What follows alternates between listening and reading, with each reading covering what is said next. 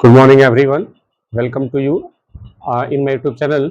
Today, I will teach you the third part of the poem, "The Tale of Custard the Dragon." This is the third part.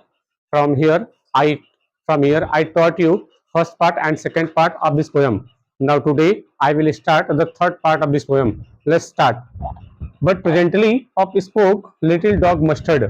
इससे पहले मैंने आपको दोनों video में पढ़ाया था। इससे पहले हमने क्या देखा था कि जो ये कस्टर्ड था, जो ड्रैगन था, उसने क्या किया था, उसने उस रॉबर को, जो पायरेट था, समुद्री डाकू, क्या किया था, उसको निगल लिया था। और जब उसे खा गया था तो बाकी के जो सारे एनिमल थे उन्होंने क्या किया था, उसको आ करके उसके चारों तरफ घूमने लगे और जो मस्टर्ड जो डॉग था उसे लिक करने लगा, चाटने लगा। तो ऐसा वहां पे सीन चल रहा था जो हमने सेकंड पार्ट में देखा था। Let's see the third part. But presently of spoke little dog mustard. उसी समय जो तुरंत क्या हुआ, जो लिटिल डॉग मस्टर्ड था उसे तुरंत बोला, क्या बोला, I would have been twice as brave if I had not been flustered. Flustered का मतलब घबरा जाना। ये मस्टर्ड कह रहा है कि यदि मैं घबराया नहीं होता, यदि मैं घबराया नहीं होता तो मैं क्या होता, I would have been twice as brave, तो मैं दो गुना बहादुर होता, है ना। ये डॉग कह रहा है कि यदि मैं इस समय, जब पायरेट आया, जो समुद्री डाकू आया, तो यदि मैं इस समय घबराया नहीं होता तो मैं कम से कम दो गुना बहादुर होता, मैं इसका सामना कर लेता, लेकिन मैं घबरा गया था। ये बात मस्टर्ड ने कहा था, यानी डॉग ने कहा था।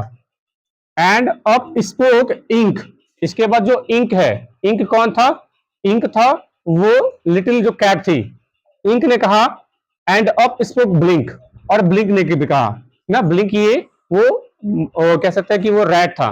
तो इंक और ब्लिंक, इसके बाद ये लोग बोलते हैं, क्या बोलते हैं, we would have been 3 times as brave we think. ये दो लोग होते हैं कि हम लोग का मानना है कि हम लोग 3 गुना बहादुर होते, हम लोग 3 गुना बहादुर होते। ये कह रहा है कि हम अगर घबराया नहीं होता तो मैं 2 गुना बहादुर था, लेकिन ये कह रहे हैं कि हम 3 गुना बहादुर थे या 3 गुना बहादुर हैं। एंड कस्टर्ड सेड, कि कस्टर्ड क्या कहता है, आई क्वाइट एग्री, कहता हाँ मैं बिल्कुल सहमत हूं, तुम 2 गुना बहादुर हो, ये लोग 3 गुना बहादुर हैं। इस बात से वो ड्रैगन एग्री कर जाता है, सहमत हो जाता है। That everybody is braver than मी, वो कहता है कि सभी लोग मुझसे ज्यादा बहादुर हैं। यहाँ पे जो भी लोग हैं वो सभी लोग मुझसे बहुत ज्यादा बहादुर हैं। तो ये रहा इस पार्ट का एक्सप्लेनेशन। अब देखिए जो नीचे दोनों पार्ट लिखे हुए हैं, ये जो स्टार्टिंग के, जो बिगिनिंग के स्टेंजा थे, ये उन्हीं का रिपीटेशन लिखा हुआ है। Belinda still lives in her little white house.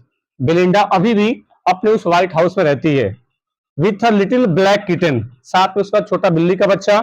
Little grey mouse, और वो जो है चॉकलेटी कलर का, जो स्लेटी कलर का चूहा है वो रहता था। And her little yellow dog, साथ में उसके साथ वो पीला कुत्ता भी था। हर लिटिल रेड वैगन, और साथ में उसकी वो जो लाल गाड़ी थी वो भी थी। And her realio trulio little pet dragon, और जो पालतू उसका ड्रैगन था वो भी साथ में रहता था। ये पहले संज्ञा का रिपीटेशन है, तो ये मैं बता चुका हूं।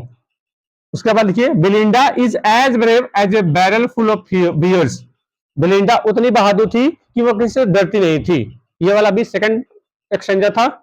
And Ink and Blink chase lions down the stairs, और इंक और ब्लिंक क्या करते थे, ये लायंस का सीढ़ियों तक पीछा करते थे। Mustard is as brave as tiger in race, और जो मस्टर्ड है वो इतना ज्यादा बहादुर था जितना जितना रेज जितना टाइगर इन रेज, जितना एक टाइगर गुस्से में रहता है उतना ज्यादा ये गुस्सा में था। But Custard keeps crying for nice safe cage, लेकिन ये जो ड्रैगन है, जो कस्टर्ड था, ये क्या करता था, हमेशा रोया करता था, किसके लिए, फॉर नाइस सेफ केज, सुरक्षित पिंजरे के लिए। तो ये रहा इनका एक्सप्लेनेशन। आइए इस वाले पार्ट का पोएटिक राइमिंग स्कीम देख लेते हैं एक बार। राइमिंग स्कीम क्या है, देखिए मस्टर्ड लिखा हुआ है, इसको हम क्या लेटर देंगे, ए। मस्टर्ड फ्लस्टर्ड, तो इसको भी ए लेटर दे देंगे। ब्लिंक थिंक, इसको बी रखेंगे, इसको भी बी रखेंगे। अब देखिए उसी का ये पैराग्राफ लाइन है, एग्री, अब ये नया वर्ड है तो सी दे देंगे, agree me, A B C. तो राइमिंग स्कीम क्या हो जाएगी, A B B C C. This is the rhyming scheme of this extract. पूछेगा कि राइमिंग स्कीम क्या है इस एक्सट्रैक्ट की, तो आप ऐसे इसको रख लेंगे। तो ये रहा राइमिंग स्कीम।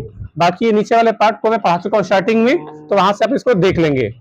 अब आइए कुछ पोएट्री डिवाइस इस वाले पैराग्राफ में क्या है वो देख लेते हैं। तो देखिए ट्वाइस के बाद एज लिखा हुआ है, एज लिखा हुआ है, हमने कहा था कि एज और लाइक दो ऐसे वर्ड है जो कंपैरिजन करने के लिए यूज किए जाते हैं। अगर कंपैरिजन हो और एज और लाइक जैसे वर्ड है तो कौन सा पोएट्री डिवाइस होगा? सिमिली होगा। तो इस वाले लाइन में सिमिली का यूज की गई है।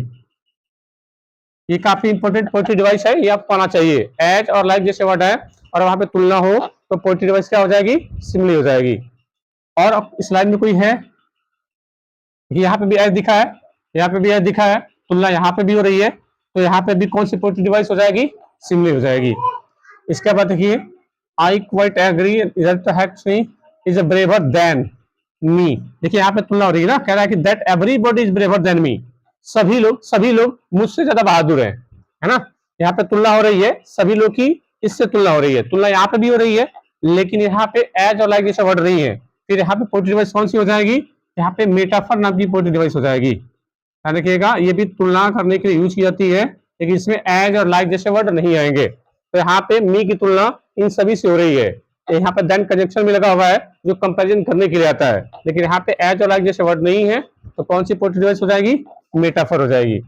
अब इसके बाद तो ये अगली लाइन है, इसको मैं पोएट्री डिवाइस से बता चुका हूँ स्टार्टिंग में, तो इतना अपने से भी आप कर सकते हैं।